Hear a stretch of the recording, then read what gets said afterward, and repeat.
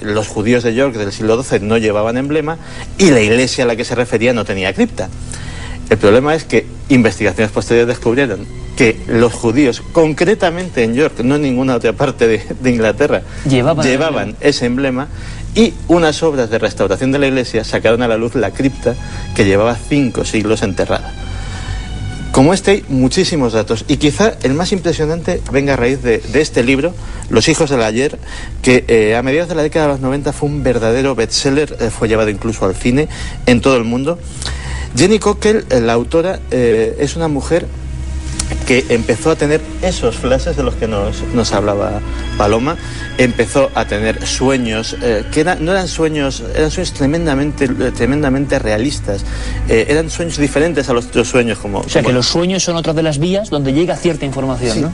Y esos sueños tampoco eran de un personaje, pues como en el caso de la niña turca, eran de una mujer muy humilde, irlandesa, madre de 8 hijos, que los sacaba adelante con mucha dificultad, con un marido que la maltrataba, en fin, una historia de lo más corriente, pero que la llegó a obsesionar, sobre todo porque ella sentía la angustia de esta madre al morir, no por su propia muerte, sino por el futuro de sus hijos. Se sometió a una regresión hipnótica y fue sacando datos, entre ellos el nombre de esta mujer, Mary Sutton, y con ese nombre recorrió toda Irlanda hasta que encontró a los hijos de la perdida Mary Sutton. Y compartieron, los hijos que eran mayores que ella, habían pasado casi 60 años y bueno, algunos, la hija mayor de hecho ya había fallecido, y fueron compartiendo vivencias, fueron compartiendo recuerdos, los recuerdos que ella tenía con los recuerdos que ellos tenían de niños, y efectivamente de los 8 hijos, por lo menos 5 la reconocieron como que algo de su madre desde luego estaba dentro de ella, porque había anécdotas familiares, pequeños acontecimientos. Contaban que el día que eran muy pobres y no podían comer carne, el día que cazaron un conejo en la puerta de casa, y fue uno de los pocos días que se pudo comer. ¿Y lo recordaba? Y lo recordaban todos, incluido ella, evidentemente. Es decir, detalles muy particulares, y es una historia apasionante.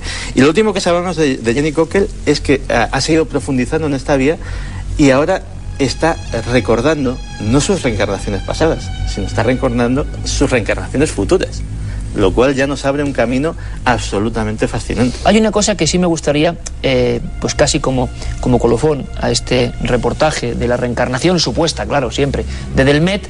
Habrá científicos que piensen que todo este tipo de fenómenos están ubicados físicamente en el cerebro, como se está investigando, y que son impulsos químicos. Bueno, quizás sea el mismo misterio, a fin de cuentas, pero cada uno tendrá su opinión.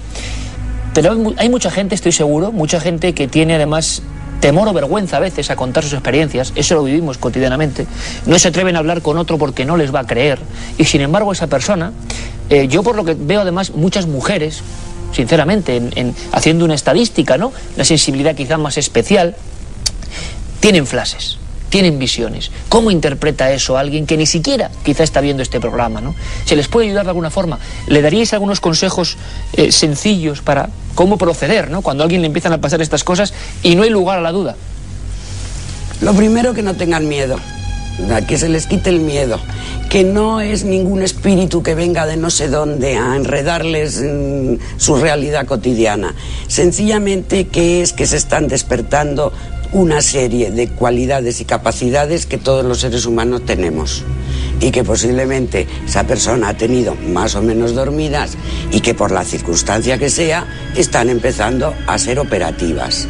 Entonces, que las tenga en cuenta, que deje fluir esas experiencias y esas capacidades, y que no se asuste, y que luego ya vaya viendo, analizando lo que pasa, y como yo diría que como ordenándolo en su vida cotidiana. Eso es lo que yo diría. Ante todo, una actitud de no tener temor. Positiva, sin miedo ninguno, yo pienso que de curiosidad. Y decir, bueno, esto apasionante, vamos a ver qué hago yo con todo esto. Eso sería lo mejor. Estoy totalmente de acuerdo. Creo que una actitud abierta, positiva, incluso de alegría, diría yo, por fin, ¿no? Porque tienes acceso a ese mundo, claro, por antes fin, velado, ¿no? Bueno, pues hacer como un análisis de ello, empezar a ordenarlo, comprobarlo en el día a día, mantenerlo ahí dentro del entorno, buscar información, buscar a documentarse, y bueno, yo diría incluso que vamos a empezar a hablar de ello. Tenemos ya que salir del armario, ¿entiendes?, en este aspecto, el de la clandestinidad, que parece que de esto no se habla solo en ambientes muy reducidos, ¿no? Porque no, se acabó. Yo creo que ha llegado el tiempo de que todo esto, que es la parte de las partes más importantes, porque por lo menos es la mitad del ser humano, porque si hablamos en términos hemisféricos, ¿vale?, es la otra mitad, ¿sí? Vamos ya a darle espacio, vamos a integrar todo esto en nuestras vidas, y yo creo que el hecho de comunicarlo y compartirlo, que las personas lo puedan comentar ya en su entorno y que se ganen el crédito también del respeto, es decir, bueno, a mí me pasa esto, y pedir también ese respeto, ¿no? Como que parecía que hasta ahora, yo qué sé, éramos los bichos raros, ¿no? Empezar a ganarse ese respeto, pero porque la persona respeta sus propias vivencias, empieza a darles también un valor, una importancia, a cotejarlas, a no atemorizarlas.